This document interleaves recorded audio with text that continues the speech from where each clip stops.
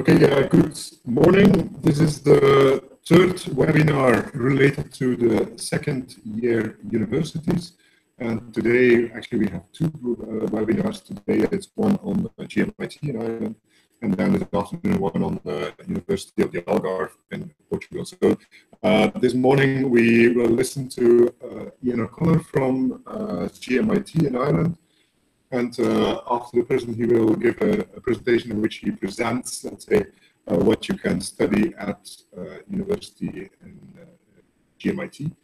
After the presentation, you will be able to ask questions via the chat box. Don't forget to log in with your IMBRSea email addresses. So you can already post questions during the talk, and then afterwards we will actually just go through each of the questions. Ian, you have the floor. We're very happy to listen what you have to tell about GMIT. Good luck.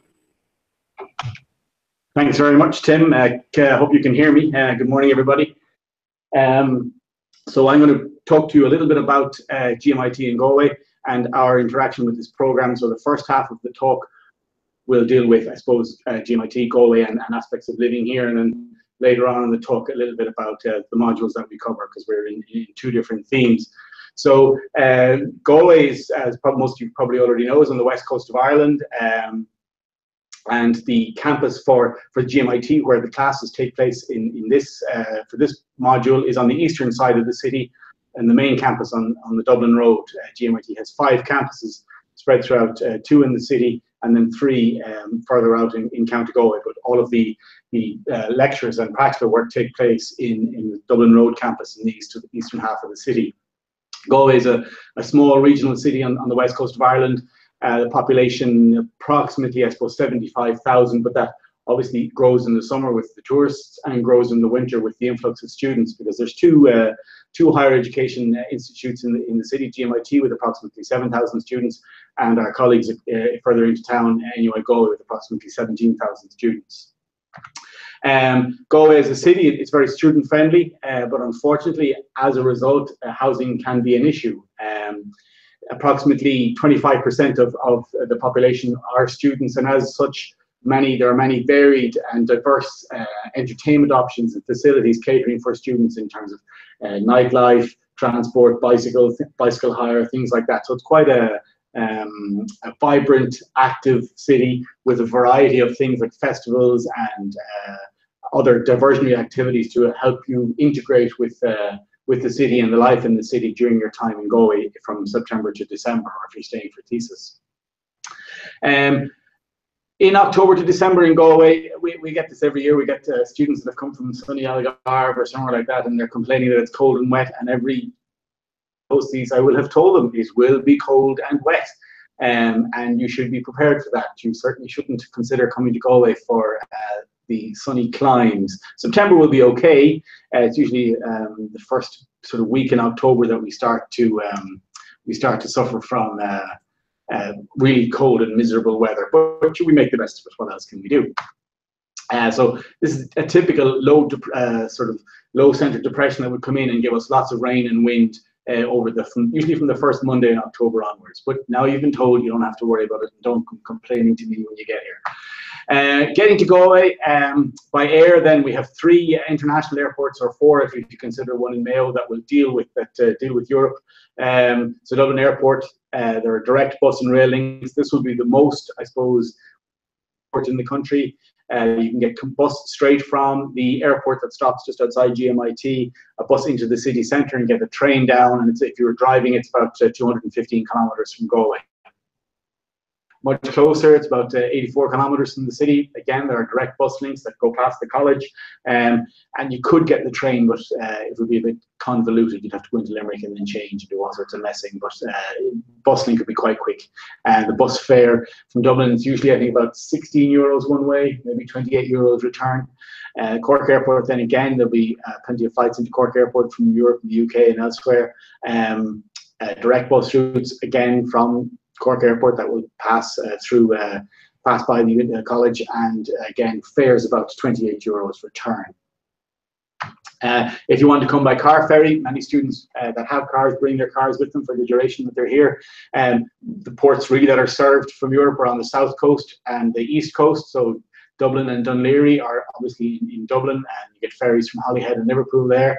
Rosslare then from the south coast of the UK, and then Rosslare also from Cherbourg and Roscoff in France, and the frequencies are there. It can be an expensive way to travel, but it might not be so bad. By the time September comes around, the schools will be back and there'll be less demand on the ferry, so you might be able to get yourself a deal if you want to bring the ferry over. And it can be a cheaper way to travel if there's a few of you willing to drive over together. Within GMIT then, I suppose a little bit about the support offered to students in the non-academic environment. There's a students' union, which would, you can see the website for it there, its Facebook page and Twitter account. And that students' union is the focal point for undergraduate and postgraduate students. As it's their union, they coordinate things like activities, clubs and societies day, dealing with welfare and student accommodation issues, helping you, pointing you in support services and helping you negotiate with if you have any issues.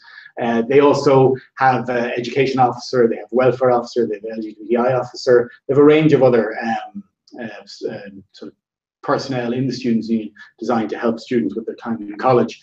Then college itself supplies a different service, student services, which offers counselling from psychologists. It offers a student health unit, can help with accommodation, and offers a careers office.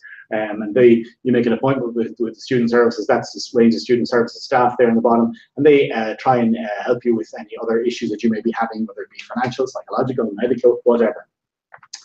Then the master's program at Galway, we've been involved in the International Masters and its predecessors for many years. As I said at the start, all of our courses take place at the city campus in Galway. And the semester runs from September to December for IMBRSea. The particular dates for the masters coming into GMIT will be from the 10th of September, Monday the 10th of September, and the semester finishes on Friday the 7th of December 2017. And there are no terminal exams in the modules we teach. It's all 100% continuous assessment. So you will effectively be finished in Galway on the 7th of December. Sometimes the students negotiate with some of the staff that they stay on for a little bit longer, and there may be a later submission deadline for some of the continuous assessment, but classes will have finished by the 7th of December. We usually kind of round out that week with a Christmas party for the IMBRSea students and our own students and staff and research staff, etc. I suppose in terms of timing your arrival, demand for housing increases or becomes more significant from in around the first or second week in August, when school-leaving students in Ireland will receive their results and they'll have a fair idea as to what city they're going to go to for college, and as a result then they will have started looking for housing. So that's when the demand peaks, and then as places become available, accommodation is taken away, and people will know for certain, certainly by the beginning of September, what city they're heading to for college. Living in Galway then, I mean, I looked at a variety of things here. Rent is expensive, and it depends on where you want to stay. You can pay as much as you're willing to bear. In certainly some areas will be very expensive, and then other areas will be less expensive. But when you're sharing, it can be around sort of 320 to 450 per month, depending on your location. There may be some slightly less, and there will certainly be some that are very much more. But that doesn't include your bills such as electricity or waste, etc. And electricity comes in at around, when you include VAT, about 18 cents per kilowatt hour. 2 litres of milk is about 180. Again, there are discounters. You can get it for less, you can get it for more. Tobacco is extremely expensive in Ireland. It's 11 euros for 20 cigarettes, and a pint of beer about 4 to 5 euros. In a pub, you could at the moment probably buy cheaper in an off-license in a supermarket, but certainly in a pub, 4 to 5 euros. Again, there will be places where it is more expensive and places where it is less expensive. Bike hire, there's a city bike scheme if you want to join for cycling around the city with just short-term rental, half an hour for free, and then you pay as you go after that. But then you can hire your own bike for 3 months for 75 euros, 4 months about 99 euros. Many students would go on to something like Dundee or its equivalent in Ireland and buy a cheap bicycle for the time that they're here and use that for cycling around. You can get a monthly student rate bus ticket for about 59 euros for buses in and out and around the city. You can pay per trip about 210 to 240 flat rate depending on the provider, and there's a travel card called a Leap card which makes it a little bit cheaper. for getting around the city. But it's not a, you know, it's a 20-minute walk into the city centre from the college, so it's not too far. Then what we do within the Marine and Freshwater Research Centre, which is where most of the staff that teach on the programme, or all the staff that teach on the programme, will be based, with approximately, the research centre is about 30 PhD students. We've got about 10 postdoctoral scientists and 15 academic staff that are integrated with them. We have 5 or 6 key areas that we focus our research on: quantitative ecology, mainly in fisheries, but also in conservation and socioeconomics and a range of other factors, but predominantly dominated by fisheries biologists, fisheries ecologists, fisheries and statisticians, things like that. Marine megafauna, Simon Barrow, Joanne O'Brien and Sinead Murphy deal with the mammals, and myself and Simon are doing a lot of stuff on seabirds of late. Bioacoustics, so using acoustic techniques to assess populations, assess behaviour, and really it's acoustics as a conservation tool, and it's mainly Joanne O'Brien and Martin Gamble. And then behaviour as a conservation tool, predominantly Martin Gamble, doing a lot of work using the emerging area of using animals' behaviour, organisms' behaviour as a method to conserve them and their habitats.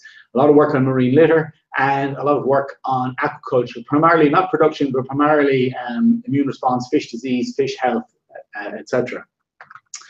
So in IMBRSea at GMIT, we're in 2 themes for the 3rd semester. So the first theme is the management theme, and the second theme is the conservation theme. And it's the same staff that teach different modules in both of those themes in GMIT. So in the management theme, management of living marine resources, there's 4 modules, as one would expect, for 18 credits. Secondary impacts of harvest and wild populations and ecosystems. This is taught by Colleen Minto and Katie O'Dwyer, and it deals with what we should be considering around other factors other than the direct mortality caused by harvest, such as bycatch or defensation or whatever happens to the population as a result of the harvesting techniques. It's a very popular module. It was in the previous masters. It's consistently rated very highly by the students when they give us back the feedback. Life history strategies and trade-offs is a new module that wasn't in the previous master's program and is now in this master's program, and it's very much linked to secondary impacts in terms of the choices organisms make or the evolutionary choices, or the evolutionary adaptation to life history strategies and what they've done. So, for example, the cost of reproduction, things like that in birds, feature a lot of the stuff in that, and parasites feature a lot in that as well. Taught mainly by Katie O'Dwyer and myself, or will be. Statistical analysis and population ecology, again, very highly rated module from the previous master's program, slightly tweaked for this program, taught by Colleen Minto. Extremely popular module, extremely popular. Uses the R environment for teaching it. And again, students always were quite happy. Colleen's an excellent lecturer, excellent educator, very patient, and he takes people gradually through it and increases their skills and knowledge and confidence in using statistical analysis. And then finally, in this theme is the ecology of top predators in marine systems. And we deal primarily with mammals and birds in this system. We have done a little bit on elasmobranchs in the past, depending on the staff that are teaching it, but next year it'll probably be myself on the seabirds and Simon Barrow and Sinead Murphy on marine mammals. And there's field trips associated with that, mainly to the south coast or southwest coast, where we look at a range of interactions with things like forage fish. We'll be looking at seabirds and cetaceans, mainly larger whales and some of the common dolphins, probably off the southwest coast and the west coast. Then in the other thematic area, applied marine ecology and conservation, this is more sort of, as by its name, it's applied. Animal behavior and recording and analysis is taught by Martin, uses a range of model species, how we can look at behavior, how we record behavior, and set up behavioral experiments. We use 2 model species for that. For the lab work, we use hermit crab, and for the field work, he uses seals, harbour seals and grey seals, looking at their behavior and how we would observe those. Application of GIS to marine conservation. So it's I suppose, a more advanced GIS or more applied GIS than you would have done in your first semester. Those of you that were in Ghent, I had taught GIS too. So we try and expand on the skills that we developed in that, particularly in a marine context and looking at conservation issues. Acoustic monitoring is a marine conservation tool. This is taught by Joanne O'Brien, a module that was in the previous master's program as well, and again slightly tweaked for this master's program, using bioacoustics to assess population distribution, habitat use, etc., for a range of species, predominantly cetaceans. But latterly, we've been using it in conservation for fish species as well, for rare fish species. And then a new module for this, which reflects, I suppose, growing demand for people with these skills, and the interest that students have been telling us and what we've been doing at sea and doing field work, is seabird and marine mammal population assessment techniques. And that'll be taught by myself on the seabird front, and Simon Barrow on the marine mammal front. And it'll be a combination of land and ship-based observations, and also some of the theoretical aspects underpinning that, and some laboratory work, some analysis. And that's it. Any questions?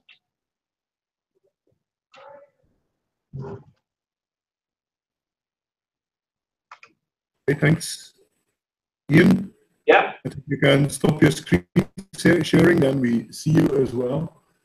I'm looking at the YouTube channel to see whether questions are coming in. So you can now ask questions.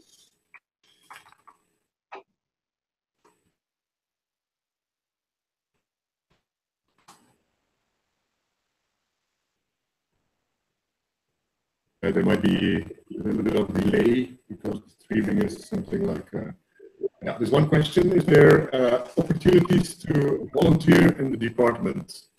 A question from Robin Murdoch.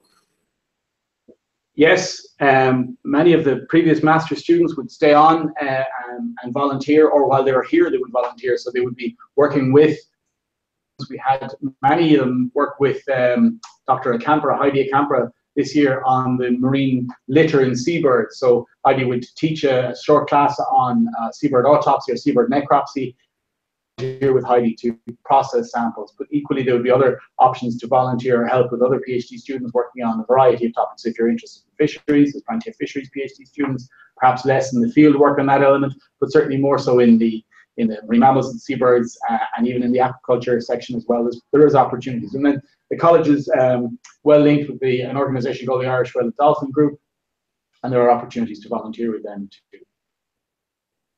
Okay, thank you. Yeah.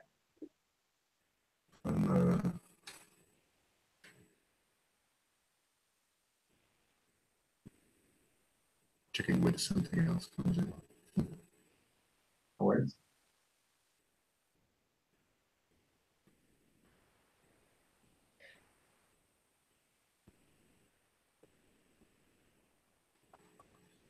How hard is it to get accommodation? It's how hard is it? It is. You need to be persistent, and you need to be careful. You would only use reputable sites. The Students' Union and GMIT has accommodation websites and presentation. And certainly, if you had any queries about something, you should maybe email me. And if you thought something looked too good to be true, it probably is too good to be true. So they all got accommodation. Last year, they all got accommodation within about a week or sort of 10 days of arriving for the absolute outset. Generally, they tend to congregate towards the city centre and commute out. As I said, it's only about 20 minutes by foot or on the bike, a few minutes out. But they all seem to get accommodation without an issue. Yeah. I don't know if there's much linkage between the existing program and the previous program, but when you meet next year in June at summer school, excuse me, a thesis event, you should certainly sit down with them. And when I sit down with the group that are coming to Galway, I would bring some of the students that were here this semester in Galway with me, and you can chat directly to them and talk to them about how they did it and where they went and what they learned from their experience in Galway. Yeah. Okay. Watching whether anything else is coming in.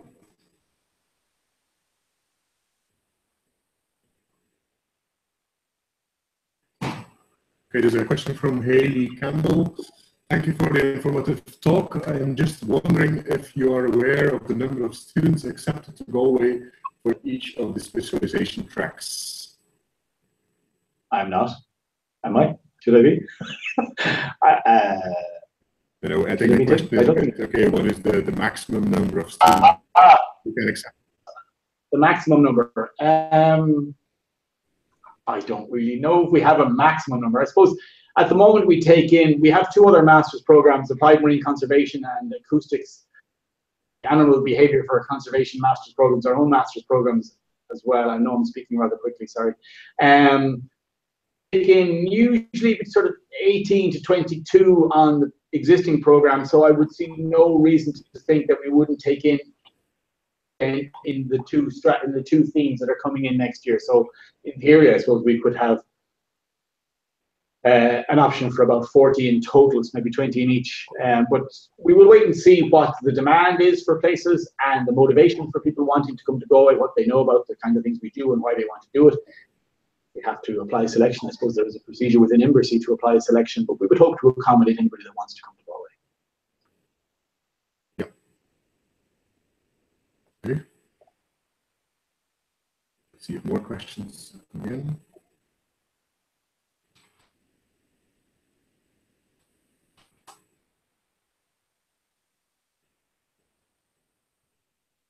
Note that you can watch again this presentation via the YouTube channel and on the IMBRSea webpage. We are also making under the students section an overview of all the webinars, where we will also upload the presentations that were provided. And then if you have, let's say, other questions, if you were not able to watch it live now, because I know, for example, students in Ghent have exam right now, then you can also directly ask questions, I suppose, and I hope to Ian. So from Robin, no more questions. Thank you for all the information again. Okay, no more questions are coming in. So then I think we can close this webinar. Thanks, Ian, for the informative talk, and more this afternoon on the Algarve if people want to watch at 2 or 3 p.m. I should check actually at 3 p.m. I think. It is a new. All right. Okay. Thanks very much. Take care. Bye-bye.